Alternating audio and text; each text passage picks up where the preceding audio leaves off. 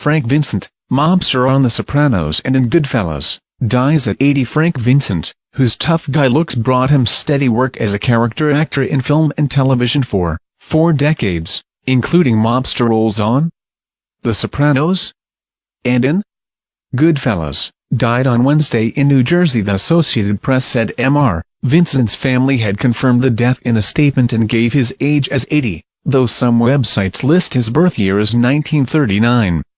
John A. Gallagher, who directed Mr. Vincent in Street Hunter and The Deli, said the actor had long identified himself as being younger to avoid the age discrimination common in Hollywood. No cause of death was given. Mr. Vincent was born in North Adams, Mass., and raised in Jersey City.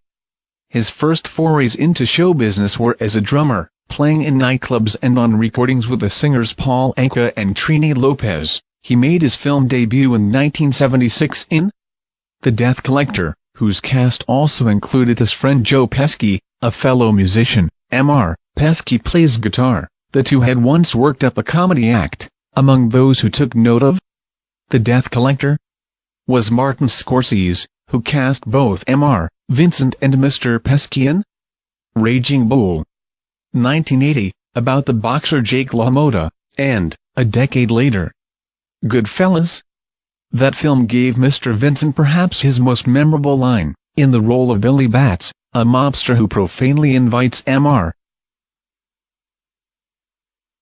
Pesci's character to go home and get his shine box, an insult that proved fatal. Mugs and shirts emblazoned with the line were soon being sold. The character of Billy Batts made such an impression that it kept him off The Sopranos, at least at first. Mr. Vincent told an interviewer, he originally auditioned for the pilot of that series, created by David Chase, which began its long run on HBO in 1999. Dominic Chianese and Tony Sirico auditioned with him. Mr. Vincent was brought into the cast in 2004 as Phil Leotardo, a crime boss. The character appeared in more than 30 episodes, ultimately meeting a gruesome end.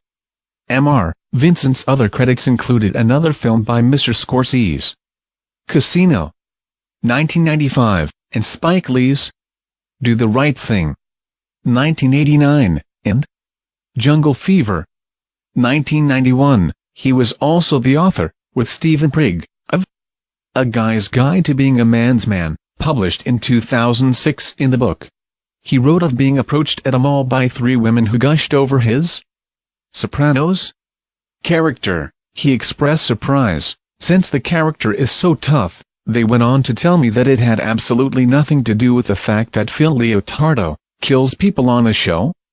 It had to do with the fact that he exudes confidence and power, he wrote. He's a man's man, for sure. For the record, there's a good bit of myself in Phil Leotardo.